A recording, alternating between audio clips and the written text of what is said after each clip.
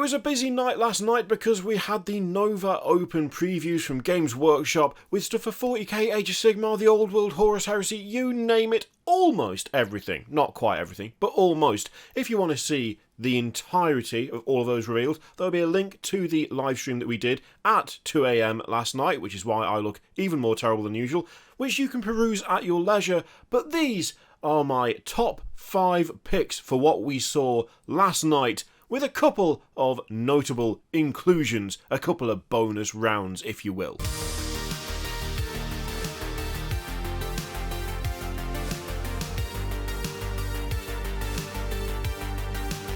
Before we get started, a big welcome into the gang to Odin Stormcrow, Mellow Potato, Stephen Jenkins, Russ Charles, Beadleisle72, Greg Bond, Some Guy Who Paints, Crow Roost, Robert Dresser, Thomas Lundstrom, Kerpel, Overboard, Prometheus and Boris. Thank you very much for joining the gang. If you want to help support the channel by signing up to YouTube members or Patreon, you will get shoutouts, you'll get early access to stuff and you will get exclusive videos. I leave it in your capable hands. Now, on with the video. Now, I will say straight off the bat that I think if you are a fan of just one particular system, then the reveals last night might not have been quite your thing. But if you are just overall an enjoyer of miniatures, a lover of models, then frankly there was so much going on last night that I think there was a little bit of something for everyone, you know?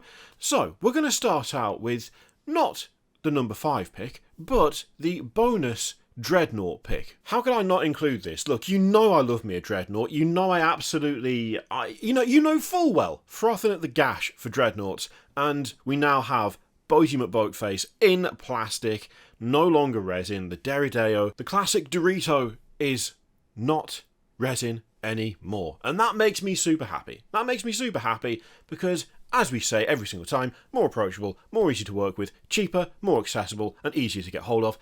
Let's go. I love it. I mean, of course I love it because it looks like the Derideo except it's plastic and I liked it anyway. It's an absurd dreadnought. It's extremely silly. The massive, boat prow chest. Why? Comically large feet, but then again, you do need stabilised feet for the giganto guns that are sticking out on either side of that hilarious hull that it's got going on. And the fact that it's not just got giganto missile launchers on the top and giganto cannons on the side, but also there are heavy bolters in the boat-shaped chest. Why? We don't know. We don't care. All we know is we love it, and now it's in plastic. It of course is going to come with a bunch of weapons options, and it's fully poseable, so you can have no two look alike, and you can do the classic 1 foot on some rubble pose, which is my favourite dreadnought pose, to be honest. Overall, absolutely love it, but then again, how could I not? How could I not? It's another dreadnought, in plastic. They're all in plastic at this point, pretty much, apart from the specialist ones, and if we could have those in plastic too, that would be even better. But this is fine for now. And now for something completely different, we have a new Blood Bowl team. So I love these. I absolutely love them. They are fantastic. So we have a vampire Blood Bowl team, complete with thralls, like that very fancy lad up in the right there, with his nice poofy shirt, long luxurious hair, billowing sleeves. This is just a fantastic group of miniatures. It's so good. I have a box of dwarves for Blood Bowl, which I have yet to put together and paint, and I can easily see myself grabbing these as soon as they show up and ignoring the dwarves for another 6 months, because, just look at them. They're so nicely done. The armour is really nice. It's super consistent with what we've seen of the Vampire Lords in AoS, and in Fantasy as well. But things like the cloth, the clothing, they look so rich. They look so rich and fancy and posh, and that's what you want. And even though they're playing fantasy American football, they've still got to look good. They've still got to look good, you know? There's a nice variety of models. They all look absolutely fantastic. I can't get enough. I think they've absolutely nailed the aesthetic here. They've absolutely nailed the aesthetic. Things like the thralls as well, having the wounds on the neck from where they've been bitten, and now they are forced to serve. Really, really like that. You got these little elements of their clothes being a bit more torn and just that little bit less fancy than the actual vampires themselves. But the vampires all look absolutely grand. Oh man. things like the cloaks as well, they're not as complex, it feels like, but they just have really nice silhouettes all round. I will say when it comes to just the overall like shape of the team, the silhouettes are really, really nice. I think there is just the right balance between the amount of armour and the amount of just standard clothing. Yeah, I'm really, really liking these. Really liking them a lot. One of the unexpected highlights for me, this Blood Bowl team, is just so many nice details. So many little touches all over them that, I don't know, they just stand out. They just stand out. This is some really, really nice work. Some really nice work. Now, sticking with the fantasy theme, but going into AoS, we also had some new Ironjawz hardboys. And these are absolutely stunning. These are so good. Massive, hulking, brutish orcs. Like, the girth on them is amazing. The armor looks fantastic. The helmets they've done for them with the boar tusks and stuff, they look so good. I've always liked the Ironjawz mix of cloth and chainmail hanging off this kind of rough, beaten pig iron armor. I've always thought they look fantastic. These hardboys just look absolutely incredible. Even the shields are like multi-purpose. They are shields, but they also clearly function as weapons as well. They're so hulking and threatening. There's just so much attitude piled into this squad. There's a nice array of poses. The armor is so nice, and I really like the various kind of different textures you've got. So you've got that beaten metal, you've got a good amount of skin showing on quite a few of them. You also have like bandages and cloth wrapped around arms, around weapon hafts. There's still a little bit of kind of cloth and not quite cloaks, but just hanging cloth off the models. There's so many different textures and stuff going on. And every single one of them, I find my eye being drawn to the helmets, because the helmets are properly intimidating, right? They are really, really nicely done. It'd be easy for them to look a bit goofy, because they do have something of a kind of pig or boar flavour to them, so to speak. Flavour's probably not the right word, but they don't look goofy. They just look terrifying. Like, you're not telling me that if those two right there were charging after you, or like charging towards you, you wouldn't look at the helmet and go, huh, looks a bit like a pig. You'd go, oh dear God, I'm about to die in probably an absolutely horrifically brutal way. It's so well done, this squad. Whilst I've always enjoyed the overall style of the Ironjawz, it's never felt like it's been a complete sub-faction for me. It's always felt like there's something missing between these and some of the other reveals that they got over the course of last night's preview. It's starting to feel like a really nicely rounded out faction, and I don't know, these hardboys are just like the icing on the cake of what is a really nice cohesive force. Also, I'm not a massive fan of yellow armor. I don't tend to like yellow armor that much, but to me there's something impressive about the fact that these guys have got yellow and black armor and they still look somehow really brutal.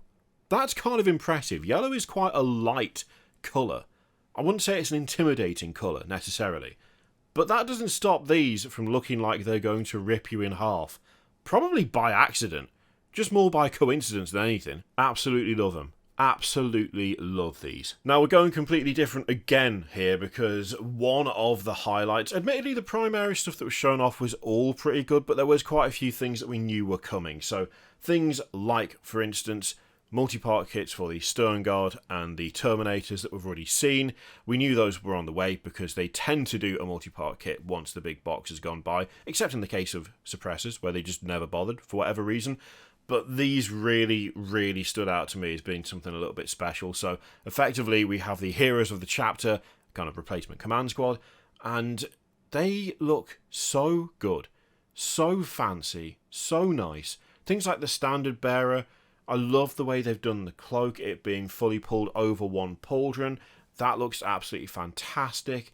I mean, the amount of decoration and extra kind of like filigree and parchment scrolls, purity seals going on these guys is really, really nice. Very customizable captain as well, so they've kept all the various options for the captain. There's also a jump pack captain, which looks fantastic. But this kind of took the top slot for me when it came to the primary stuff shown off, just because there's such a nice variety of things going on. You've got your heavy bolter wielding veteran over there. I really like the heavy bolter, I have to admit. I know that there's been a little bit of like, what's with the shield on the front? I'm still kind of in two minds as to whether I like that, but the overall pose is really nice. The like angle of the weapon is really cool, and I actually think it works pretty well, and it does tie it in with the Inceptors that we've already got from the Primaris range as well, so it does kind of tie it in that way, which I like. There's a continuity there, which is never a bad thing, although I suppose it's a bad thing if you don't like the style of that continuity, but I actually don't mind it. I'm fine with it. I'm just not sure what it's for, necessarily. Also, I believe the Invicta Warsuit has got a similar thing on its guns.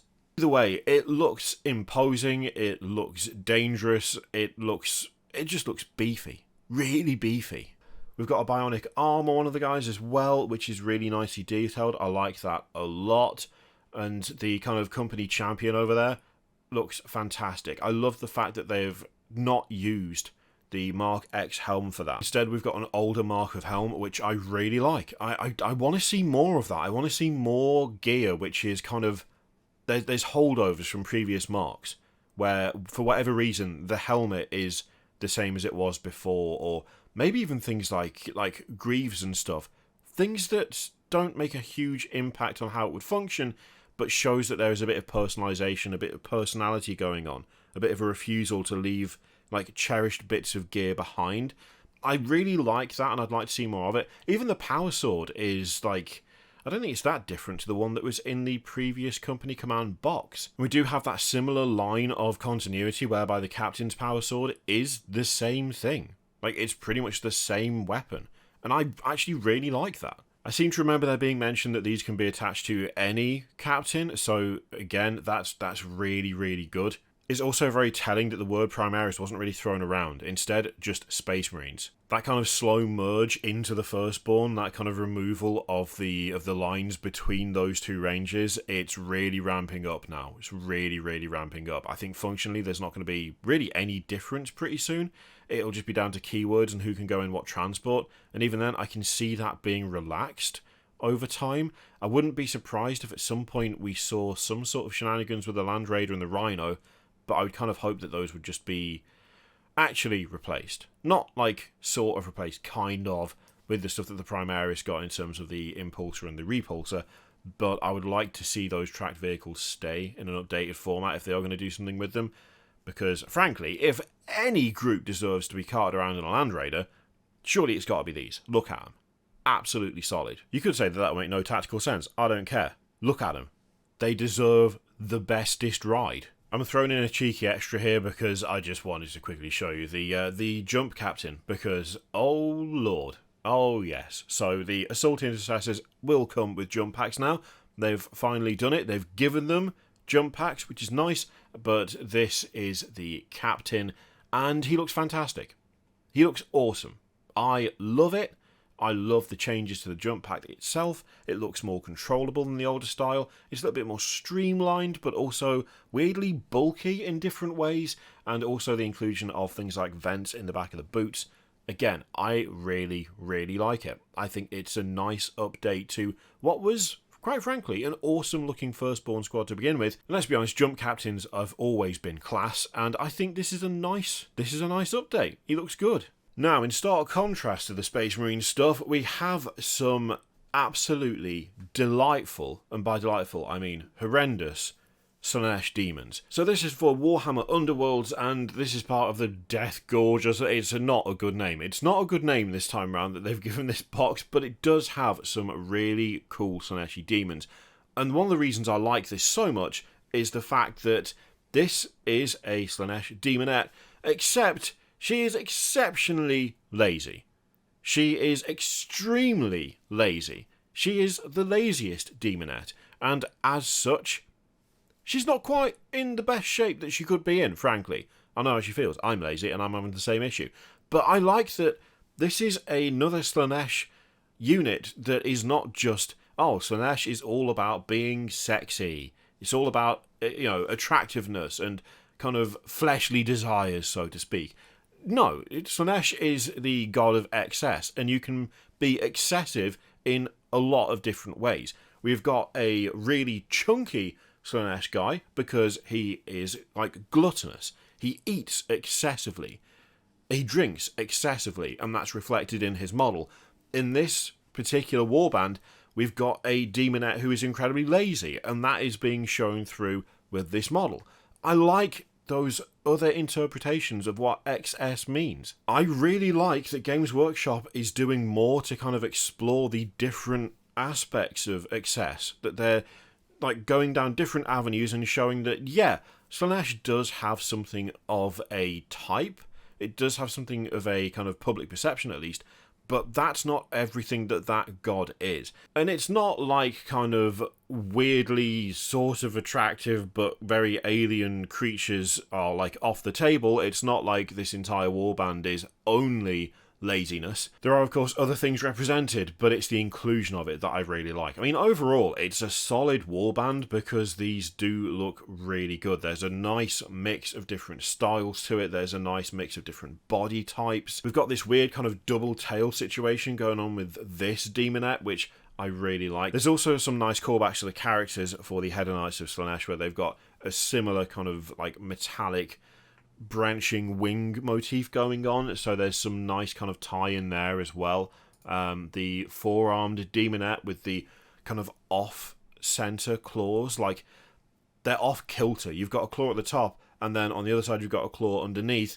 I like that asymmetry. Again, it's just all different facets of what makes Slaanesh so interesting. I would be remiss to point out that on the Deepkin side, the Idoneth Deepkin side of this box, there is also a massive squid. So I just thought I'd throw that out there. I'm pretty sure the squid was the most exciting thing that most people saw during the previews, so I thought I'd drop it in there. You know, just in case you're wondering, was there a giant squid? Yes, there was. Solid squid, that. Absolutely solid squid. Now, my joint number one spot is something maybe a little bit left field, but the Gorger Mawpack. So these are ogres that are permanently hungry, driven mad with ravenous hunger, and these are some fantastic, grim, brutal sculpts. Like, these look so good. They are scary, they are big, they have got really cool styling in terms of, like, they just look absolutely crazy. They just look absolutely insane.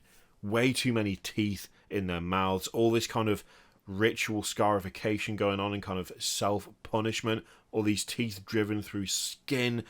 They look completely demented. Completely demented. Properly nightmarish. Like, look at this. Look at this model. This is so good. This was an intelligent, reasonably, slightly intelligent creature, now blinded. Teeth growing out of the wrong parts of his face. Bone that has been placed through the skin, torn away. I mean, look at the open wound on the arm. It's so bad in a good way. Like, you can see puncture wounds in the other arm, permanently blood-stained. The mouths are always dripping with blood, either from them just, like, forcing food and flesh into their face, or maybe because they seem to be constantly growing new teeth. It's so grim. It really is. I absolutely love these. They have got a very strong element of, like, flesh eater courts behind them. I feel like there is definitely a kind of overlap there, whether that was intentional or not, but I absolutely love these. I think they are fantastic. They are nightmare material. Like, they are horrific to look upon. You know that if one of these is running towards you, you have got no hope. You are about to die, and there is nothing you can do about it. And even things like this guy with part of the mouth being, like, torn away. Oh, it's so gross. It's so gross and grim, and I just can't get enough of it. Things like actual deformities caused by these trophies. Like, that horn is pressing down so severely on one side that he's developed a hunch on like that part of his shoulder. It's so well done. It's so well done. They are absolutely horrific. Like, absolutely horrific.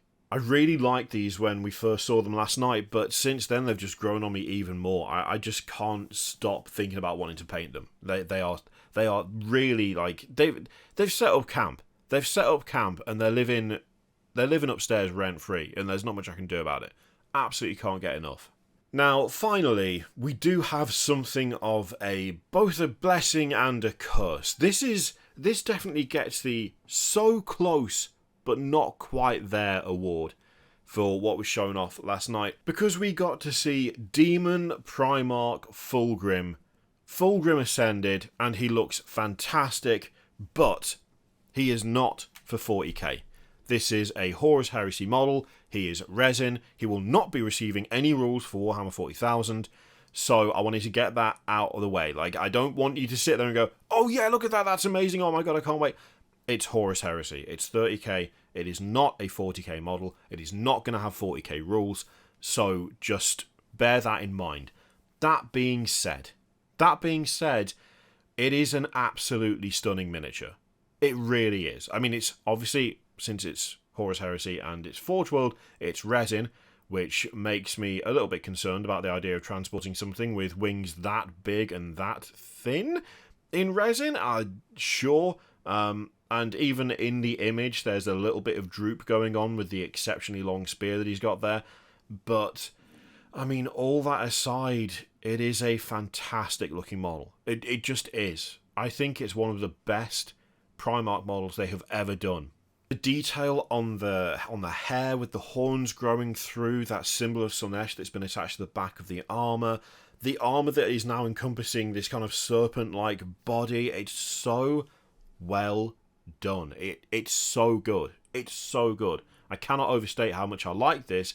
It's just, for me personally, for what I play, it's sadly for totally the wrong system. That was also something like, that was a sentiment that was shared by the chat as well, where it's like, oh my god, it's full. Oh no, it's not for 40k. Which, you know, I get. There is an element of disappointment there, but I think you also got to appreciate how good the model looks. You know, just because it's not for what you want it for doesn't mean it's bad, because it definitely is not bad. I love the difference in coverings for the arms. So you've got this one arm that's got these super long spiky nails kind of wrapped in like studded leather, but then you've got two bare arms just with kind of bracelets on. One of them is more armoured. Oh, it's so good. I mean, it helps that actually the paint job is really, really nice as well. But yeah, I think this is really, really well done. Really well done. The serpent body is absolutely stunning. You've got things like the kind of flayed faces of Astartes like hanging off this split cloak. The fact that the cloak is split so that it's not just straight down, but you've got these two separate sides, I really like.